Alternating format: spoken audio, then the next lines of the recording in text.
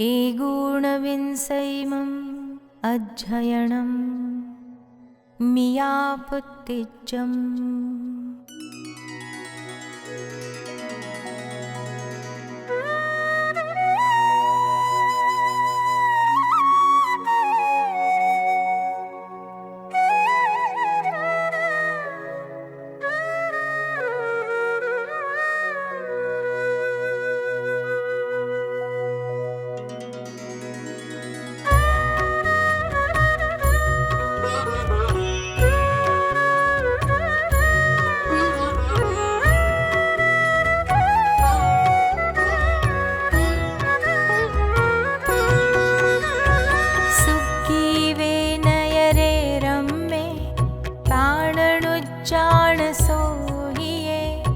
राया बलभद्रेत्ति मियातस्सगमाहिसि ते सिंपुत्ते बलसिरि मियापुत्तेत्ति विस्सुवे अम्मा पियूणदय्ये जुवरायादमीसरे नन्दने सोपासाय कीलये सहयित् देवो दोगुन्दगोचेव नित्यं मुह्यमानसो मणिरयणकुट्टिमतले पासायालोयणठियो आलोये नगरस्य चौकतियचरे अहतत्थ अयच्छन्तम् पासयि समणसञ्जयं तव नियमसंजमधरं सीलड्ढं गुणागरं तं देहयि मियापुत्ते दिठिये अणिमिसायेवु कहिं मन्नेरिसंरूवं दिठ्ठपूवं मये पुरा साहुस्सदरिसणे तस्य अज्झवसाणं निसोहणे मोहं गयस्य सन्तस्य जायि शरणं समुपन्नं देवलोकचुओ सन्तो मानुस्सम्भवमागो सन्निनाणे समुपन्ने जायिं सरयिपुराणयम् जायि शरणे समुपन्ने मियापुत्ते महिथिये सरयि पौराणीयं जायिं सामन्नं च पुराकयम् विषये हि रज्जन्तो संजमं मिय अम्मा पियरम् उवागम इमं वयणमाभवि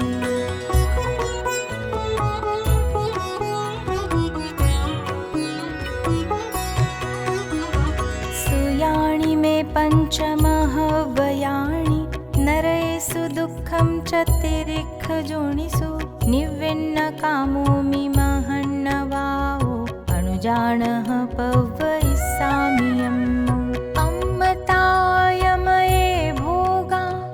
भुत्ता विषफलो वमा पच्छाकडुय विवागा अनुबन्ध दुहावहा इमं शरीरम् अनित्यम् असूयिसम्भवम् असासया वासमिणं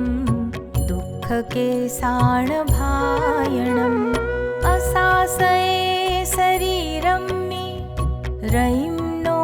वलभामहं पच्छापुरावचय्यवे फेणबुभुयसन्निभे माणुसत्ते असारम्मि वाहिरोगाण आलये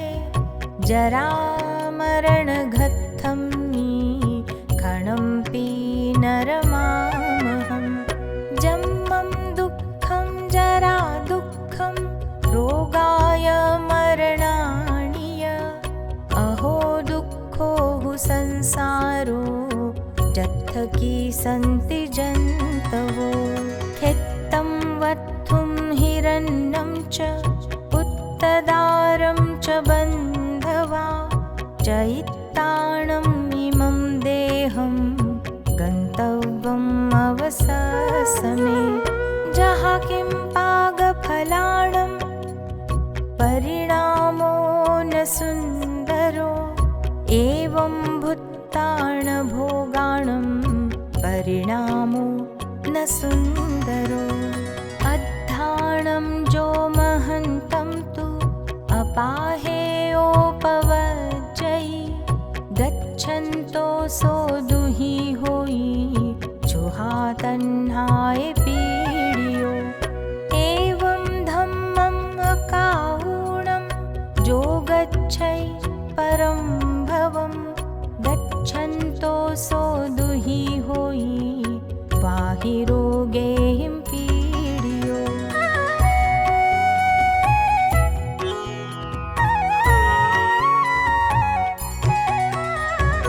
अद्धाणं जो महन्तं तु सपाहेयोपवज्जयि गच्छन्तो सो सुहि होयि जुहातन्हा विवज्यो एवं धम्मं पिकाउणं जो गच्छै परं भवं गच्छन्तो सो सुहि होयि अपकं मे अवेयणे जहागेहे पलित्तम्मि तस्य गेहस्य जो बहु सारभण्डाणि नीणेयि असारम् अवोचयि एवं लोये पलित्तम्मि जराये मरणेन य अप्पाणं तारयिष्यामि तुभ्येहिम् अणुमन्यो तं बिन्तं मापियरो सामन्नं पुत्तदुच्चरं गुणाणं तु सहसायिं धारेयवायिं भिक्खुनो समया सर्वभूयेषु सत्तुमित्तेषु वा जगे पाणायिवाय विरयि जावज्जीवाय दुःकरं नित्यकालपमत्तेणं मुसावाय विवज्जनं भासयव्यं हि यं सच्चं निच्चाउत्तेण दुःकरं दन्तसोहणमायिस्स अदत्तस्य विवज्जनम् अणवज्जे सणिज्जस्य गिह्णणा अविदुःकरं विरय्यबम्भचेरस्य कामभोगरसन्नुना उग्गमहव्ययं बम्भं धारेयव्यं सुदुःकरं धनधन्नपेशवज्ञेषु परिग्रह विवज्जनं सौवारम्भपरिच्चाओ निम्ममत्तं सुदुःकरम्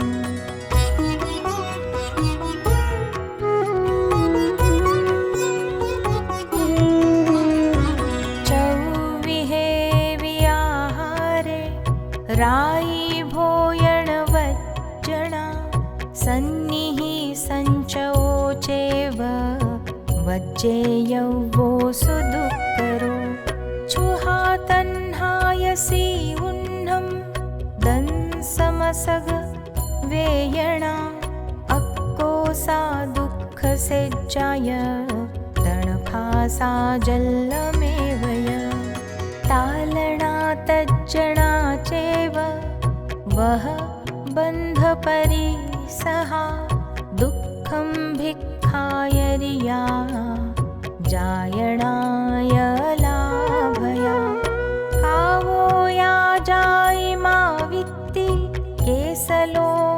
यदारुणो दुःखं बम्भवयं घोरं धारेण्यमः पणो सुहोयियो तुमं सुकुमालो सुमज्जियो नहुसीपभूतुमं पुत्ता सामन्नमणुपालियुं जावज्जीवमविस्सामो गुणाणं तु महाभरो गुरुवो लोहभारो व जो पुत्ता होई दुबहो आगासे गंगसो व पडिसो वदुत्तरो बाहाहिं सागरो चेव तर्यवो गुणो यहि वालुया कवले चेव निरस्साएव संयमे असिधारागमनं चेव दुःकरं चरियुं तवो अहिवेगन्तदित्थिये चरित्ते पुत्तदुच्चरे जवालोहमया चेव चावेयवासु दुःकरं जहा अग्गिसिहादित्ता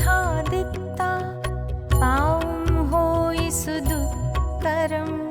तह दुःकरं करेऊं जे तारुण्ये समणतणम्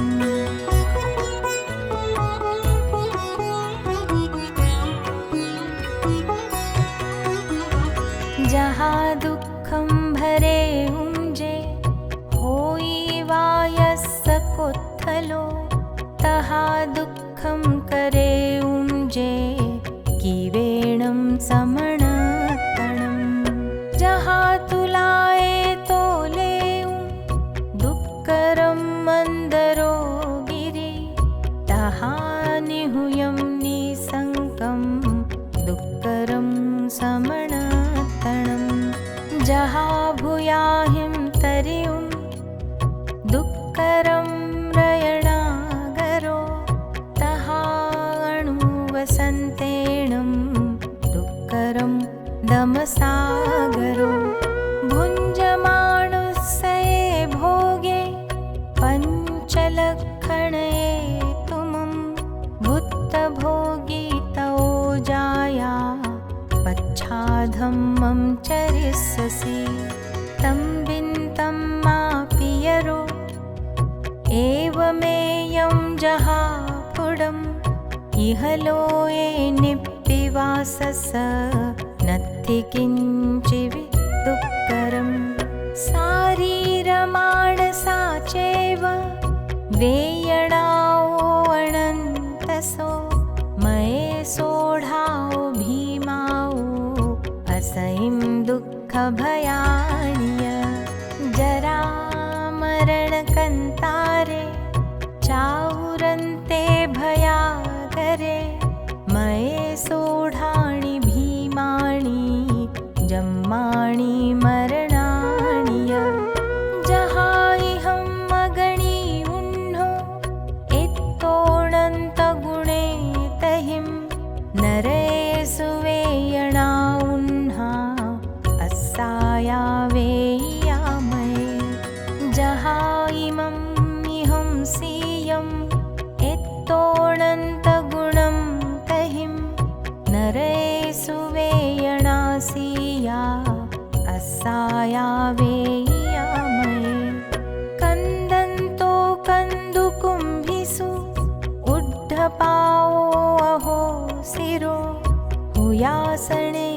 जलन्तं मी पक्कपुवो अनन्तसो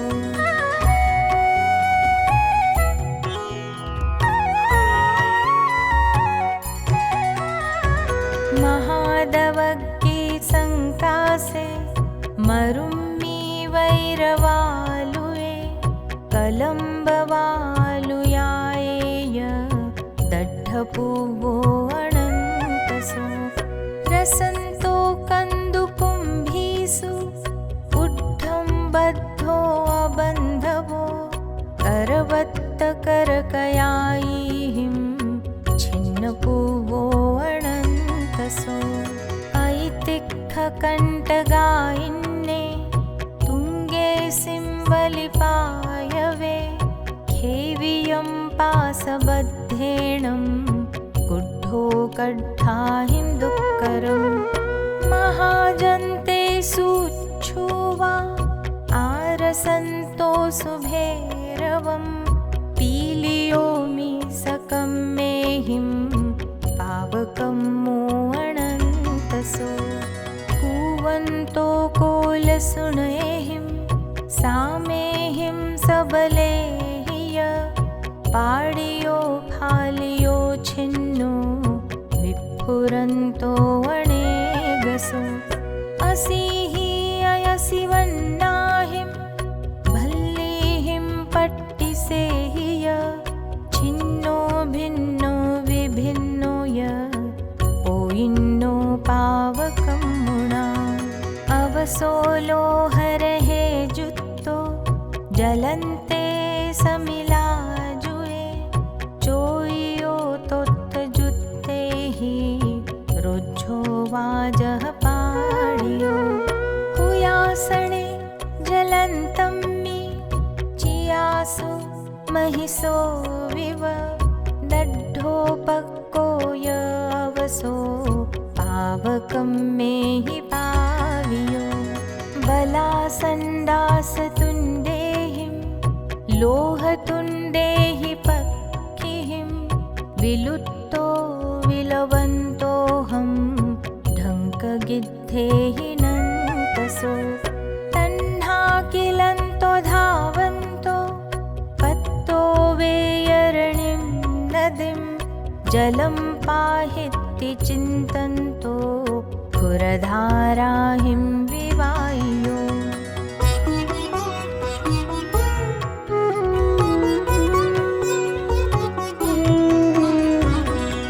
पुण्हाभितत्तो सम्पत्तो असिपत्तं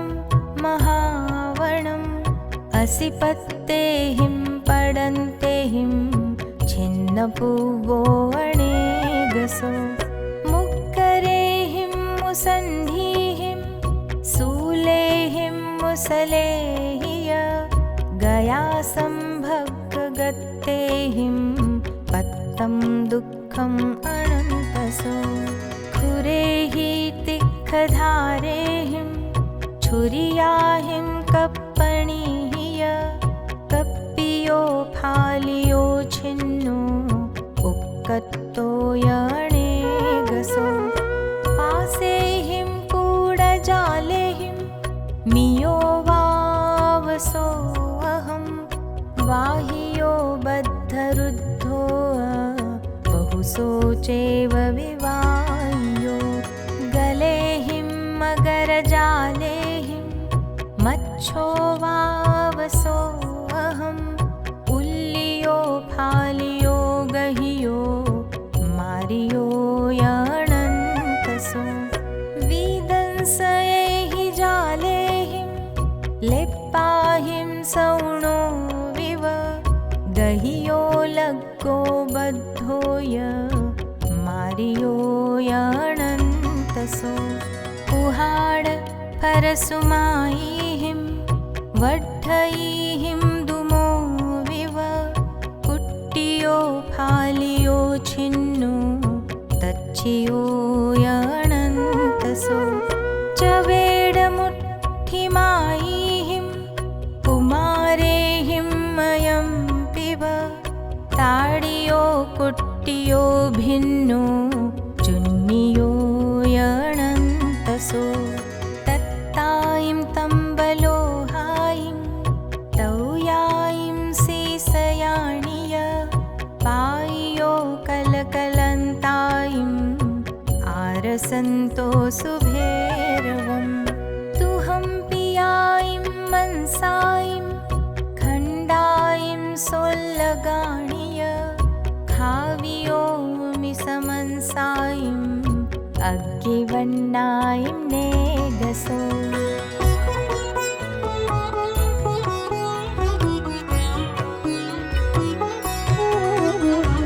तुहं पिया सुरासीहु मेरो यमहूणिय आइयो मिजलन्तियो वसाहु रुहिराणिय चम्भियेण तथ्येन दुह्येण वह्येन य परमा दुःसम्बद्धा वेयणा वेय्यामये दिव्यचण्डपगाढाओ घोराओ वै दुस्सहा महभयाओ भीमाओ नरहेषु वेय्यामये जारिसा मानुषे लोये तायादि सन्ति वेयणा इत्तो अनन्तगुणिया नरहेषु दुःखवेयणा सर्वभवेषु अस्साया वेयणा वेय्यामये निमेषान्तरमित्तम्पि जंसायानत्ति वेयणा तं विन्तं मापि यरो छन्देणं पुत्तपवया नवरं पुनसामन्ये दुःखं निप्पडिकं मया सोबिन्तं मापि यरो एवमेयं जहापुडं पडिकं मम कोकुणयि अरण्ये मियपक्षिणम् एगभुवो अरण्ये वा जहावु चरयिमिगो एवं धम्मं चरिष्यामि संयमेन तवेनय जहामिगस्सायङ्को महारण्यं मिजायै अच्छन्तं रुक्षमूलं मी कोणं ताहेति गच्छै को वासे ऊसहं देयि को वासे पुच्छै सुहं कोसे भत्तं च पाणं च आहरितु प्रणामये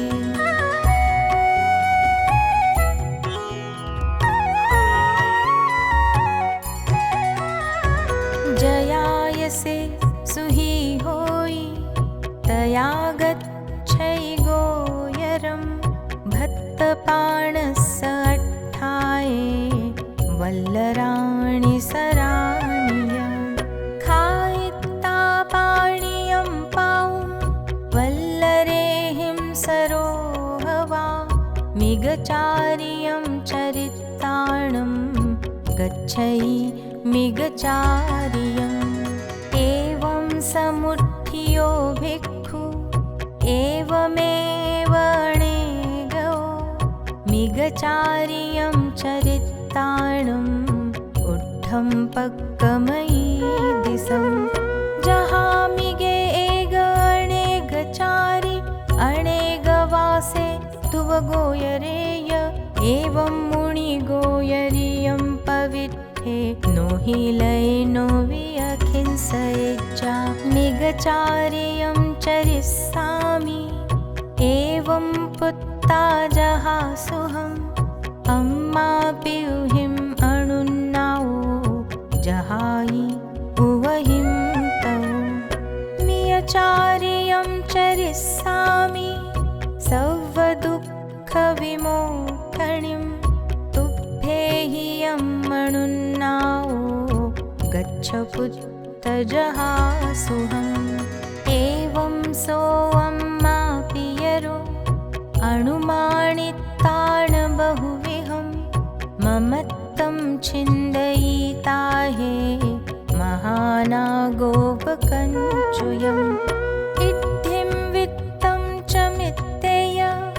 उत्तदारं च नायो रेणुयं वपडे लग्गं निद्धणिताणनिगौ पञ्चमहवयजुत्तो पञ्चसमियोतिगुत्तिगुत्तोय सभ्यन्तरबाहिरो तवोकं मनसियुजु निम्ममो निरहङ्कारो निस्सङ्गो चत्तगारवो समोय सर्वभूतेषु सस्येषु स्थावरेषु य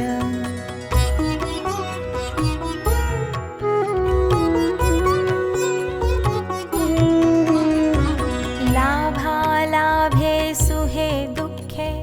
जीविये मरणे तः समो निन्दापशंसासु दहामाणावमानो गारवेषु कसायेषु दण्डशल्लभेषु य नियत्तो हाससो गावो अनियाणो अबन्धनो अणिस्यो इहं लोये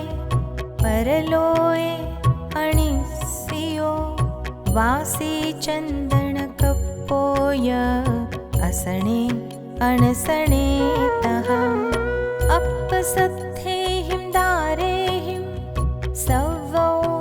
पिहिया सवे अज्झपज्झाणजोगेहिं पसत्थ दमसासणे एवं नाणेन चरणेन दंसनेन तवेन य भावना हि असुद्धाहिं सम्मं भावेत्तु अप्पयं बहुयानि उवासानि सामन्नमनुपालिया मास्येण उभत्तेन सिद्धिं पत्तो अनुत्तरम् एवं करन्ति सम्बुद्धा पण्डिया पवियखणा विनियट्टन्ति भोगेषु मियापुत्ते जहारिसि महापभावस्य महाजसस्य मियायि पुत्तस्य निसम्मभासियं तव पहाणं चर्यं च उत्तमं गयिपहाणं च तिलोगविसूयं वियाणि या दुःखविवर्धनं धनं ममत्तबन्धं च महभयावहं सुहावहं धम्मधुरम् अनुत्तरं धारेह निर्वाणगुणावहम् तिबेमि।